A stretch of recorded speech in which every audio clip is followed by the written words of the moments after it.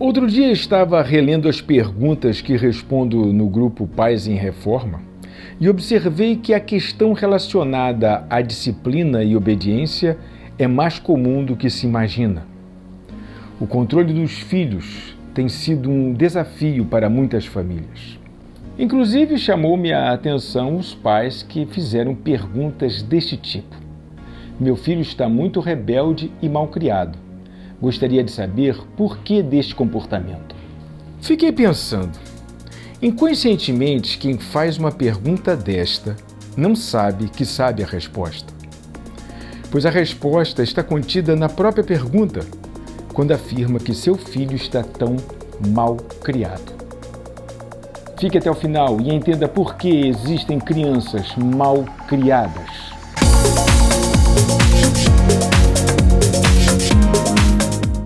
É exatamente porque a habilidade de criar filhos foi se perdendo ao longo do desenvolvimento social que os pais da atualidade encontram-se tão necessitados de conhecimentos básicos sobre este tema. Na verdade, este saber que habilitava homens e mulheres a desempenharem bem seus papéis junto aos filhos era intrínseco a todos os que cresciam no contexto do modelo familiar, tipo assim, modelo clássico. Pois os valores éticos, quer dizer, as regras sociais que constituíam o ser humano para a vida, eram ensinados nos círculos concêntricos de convivência. Ou seja, nos primeiros anos, a mãe, o pai, os avós eram os protagonistas das relações de hierarquia. Na sequência, os irmãos, os primos e pessoas mais distantes do núcleo familiar, como vizinhos e amigos, eram os que agregavam valores de convivência entre colaterais. Por último, a socialização escolar, o mundo macro das relações. Aliás, ir para a escola era um grande salto qualitativo no mundo das relações, pois anunciava que aquela criança estava pronta para a vida social fora de casa. Um mundo radicalmente diferente do mundo familiar e de amigos. Não sei se você entende qual era a vantagem de viver a primeira infância integralmente dentro do arranjo social chamado família. A criança já chegava à escola conhecendo a relação hierárquica com os mais velhos.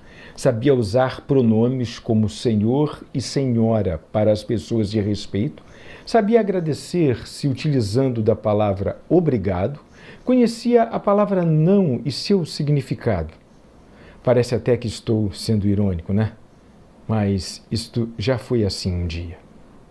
Então era justamente no primeiro mundo infantil, no mundo familiar, que a criança formava a sua personalidade.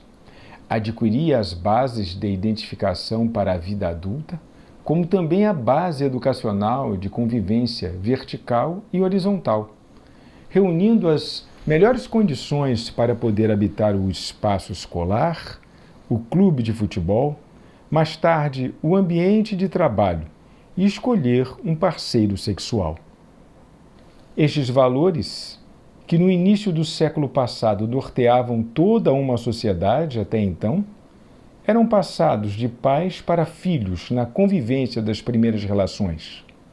Por isso, as crianças, quando se tornavam pais, não precisavam conhecer de psicologia. Bastavam repetir o que viram em casa. Simples assim. Mas, com o passar do tempo, as crianças começaram a frequentar a pré-escola cada vez mais cedo, para acomodar novos ritmos de vida de seus pais. Depois vieram as creches, para os mais desafortunados, que não podiam abrir mão do trabalho em prol de alguns preciosos anos ao lado dos filhos.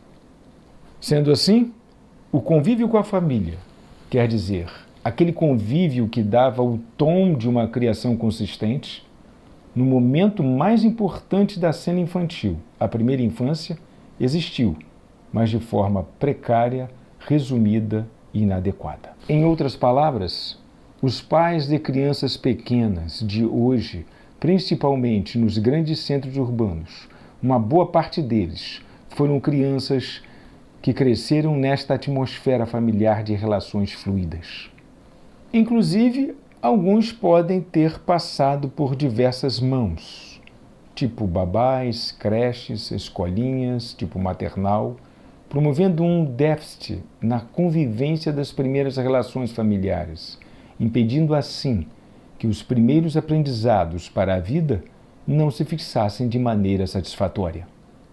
Nessa linha de raciocínio, encontramos algumas hipóteses para justificar uma sociedade cada vez mais desconectada de valores, de limites, de afetos e repleta de mal criados.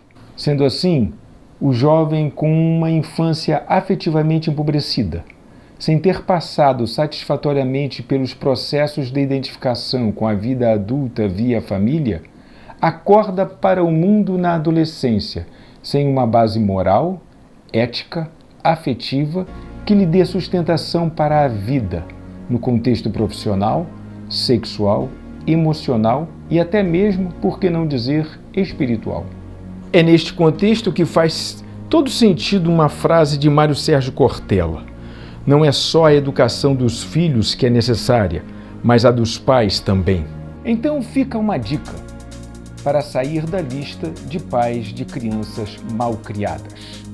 É necessário procurar ajuda, fazer leituras enriquecedoras, sobretudo os pais de crianças pequenas, pois tudo o que é feito na infância é como uma plantação. A colheita está na adolescência.